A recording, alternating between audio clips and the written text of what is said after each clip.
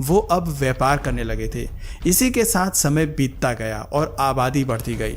हजारों साल बाद जब लोग शिकार के साथ साथ अनाज उगाने लगे तो उन्हें बार्टरिंग सिस्टम में कई तरह की खामियां देखने को मिली। आबादी अधिक होने की वजह से उन्हें ये याद रखने में कठिनाई होने लगी कि किस इंसान को उन्होंने क्या दिया था और किससे क्या लेना है। इस समस्या से बचने के लिए उन्होंने मिट्टी के टुकड़ों के ऊपर लिखना शुरू कर दिया, जिससे अकाउंटिंग की शुरुआत हुई। लेकिन अभी भी बार्टरिंग सिस्टम में कई तरह की खामियां थीं, जिसमें सबसे बड़ी कमी ये थी कि बार्टरिंग सिस्टम के लिए दो लोगों की रजामंदी ज़रूरी होती थी, क्योंकि कई बार ट्रेड करते समय एक इंसान को तो उसकी ज़रूरत का सामान मिल जाता था, लेकिन अगले व्यक्ति को वो चीज़ नहीं चाहिए होती थी जो सामने वाला उसे दे रहा है। इसलिए एक समय के बाद इस तरह से ट्रेड को करना काफ़ी मुश्किल हो गया और इस समस्या से छुटकारा पाने के लिए पैसे को जन्म दिया गया। लेकिन ये वो पैसा नहीं था जो आज आप और मैं इस्तेमाल करते हैं। ये थी कमोडिटी मनी, यानी उस समय के इंसानों ने हर उस चीज़ को पैसे की तरह इस्तेमाल किया जो मूल्यवान थी, जो हर किसी के इस्तेमाल में आ सकती थी, जैसे पालतू जानवर जिसमें गाय, भैंस, बकरी, गधा शामिल थे। इसके अलावा हथियार जैसे चाकू, कुल्हाड़ी, तीर, तलवार आदि। साथ ही जानवरों की खाल, नमक, मोर के पंख, अल्कोहल, सबसे अंत में इंसानों को भी दासों के रूप में कमोडिटी मनी में शामिल कर लिया गया। कमोडिटी मनी ने ट्रेड को आसान तो कर दिया, लेकिन इसकी भी एक कमी थी। इसमें हर व्यक्ति अपनी चीज़ को सामने वाले की चीज़ से अधिक मूल्यवान बताने लगा, जिससे एक बार फिर से ट्रेड करना मुश्किल हो गया। इसलिए अब एक ऐसी चीज़ की ज़रूरत थी जो सभी कमोडिटी मनी के चीज़ों की कीमत तय कर सके, और लोगों की इसी ज़रूरत ने मेटालिक मनी की शुरुआत की। आज से 2600 साल पहले 600 बीसी में एंशिएंट ग्रीस में मेटालिक मनी की शुरुआत हुई। वहाँ सोने और चांदी को मिक्स करके कॉइन्स बनाए गए। इन कॉइन्स के ऊपर शेर या बैल के चित्र अंकित होते थे। दोस्तों, इस पर ध्यान दीजिएगा, यह है दुनिया का सबसे पहला सिक्का, द लाइडियन स्टार्टर। इस सिक्के के बारे में कहा जाता है कि ये प्राचीन ग्रीक सिक्के से पहले के हैं। आपकी नॉलेज के लिए बता दें कि दुनिया में सिक्के बनाने की शुरुआत सबसे पहले चीन में 1000 बीसी में हुई थी। चीन के लोग उस समय पीतल और तांबे के सिक्के बनाते थे, लेकिन दुख की बात यह थी कि इन सिक्कों का लाइडेन स्टार्टर की तरह प्रसिद्धि नहीं मिली।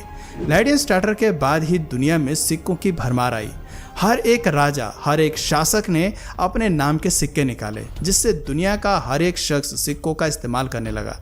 इन सिक्कों ने ट्रेड में क्रांति ला दी। वैसे देखा जाए तो मेटल मनी भी कमोडिटी मनी का ही हिस्सा थी। फिर समय आया 500 बीसी का, जब ओवरसीज ट्रेडिंग अपने पीक पर थी। उस समय व्यापार इन्हीं सिक्कों के जरिए होता था, लेकिन इन सिक्कों की सबसे बड़ी कमी इनका वजन थी। वजन अधिक होने के साथ साथ ये समुद्री जहाज में बहुत अधिक जगह लेते थे। इन्हें ट्रांसपोर्ट करने में भी बहुत अधिक समय लगता था, जिस वजह से इनके चोरी होने का भी खतरा बढ़ गया था। इन्हें गिनने में भी काफ़ी कठिनाइयाँ आती थी। इसीलिए अब सिक्कों की जगह पर एक ऐसी चीज़ की ज़रूरत महसूस हुई जो वज़न में हल्की हो और जो आसानी से स्टोर और काउंट किया जा सके। वैसे ये कहावत तो आपने सुनी ही होगी, necessity is the mother of invention, यानी आवश्यकता ही आविष्कार की जननी है। और यही पेपर मनी के साथ भी हुआ।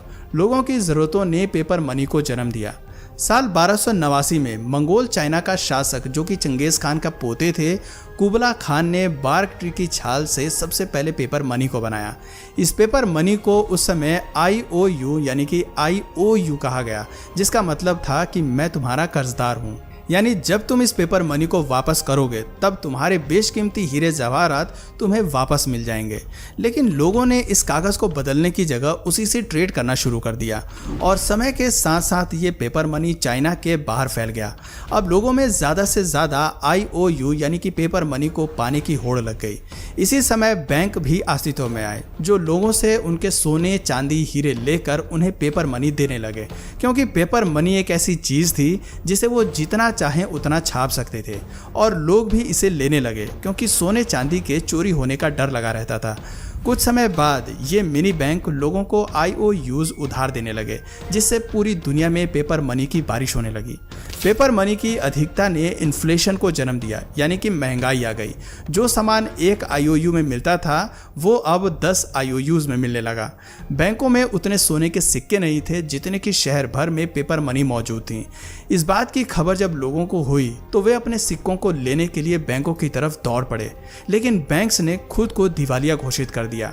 अब लोगों का बैंक्स पर से भरोसा उठ गया। लोगों के पास जो बचे कुचे सिक्के थे वो उसे अपने पास घर पर छुपा कर रखने लगे। पैसे का सर्कुलेशन भी अब पहले से बहुत कम हो गया, जिससे लोगों को भारी मुसीबतों का सामना करना पड़ा।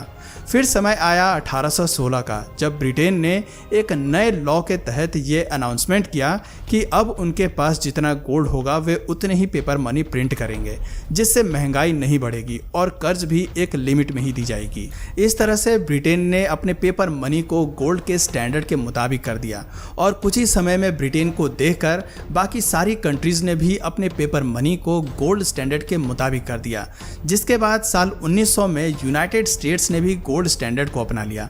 लेकिन उन्हें नहीं पता था कि इसके आगे जो होने वाला था वो काफ़ी भयानक है।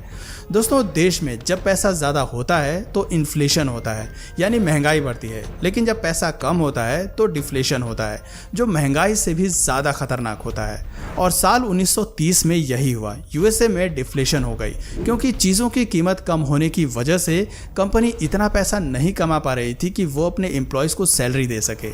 ऐसे सिचुएशन में लोगों के पास न ही जॉब था और ना ही पैसा, जिसके बाद इस मुसीबत से बचने के लिए साल 1933 में प्रेसिडेंट फ्रैंकलिन डी रूजवेल्ट ने गोल्ड और डॉलर के कनेक्शन को हमेशा के लिए ख़त्म कर दिया, जिससे बैंक्स के पास उनकी फिर से पुरानी ताकत लौट आई और अब वे एक बार फिर से धड़ल्ले से नोट छापने लगे।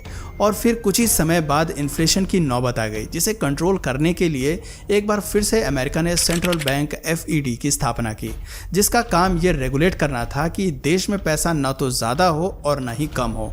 लेकिन वो पैसा यानी IOU जिसे लोग गोल्ड में कन्वर्ट कर सकते थे, अब वो एक कागज़ का टुकड़ा बनकर रह गया था, जिसे फैट मनी कहा गया। दोस्तों, दुनिया में जितनी भी करेंसीज हैं वो सभी फैट मनी हैं। फैट मनी यानी कि वो करेंसी जिसका कोई आंतरिक मूल्य नहीं है, लेकिन सरकार द्वारा लीगल टेंडर यानी कि कानूनी मुद्रा के रूप में स्वीकार किया गया है। इसलिए ये कागज़ की करेंसी हमें वो सब कुछ दिलाती है जिसकी हम चाह रखते हैं। तो दोस्तों, आज की इस वीडियो में फ़िलहाल इतना ही। उम्मीद है आपको काफ़ी कुछ जानने और समझने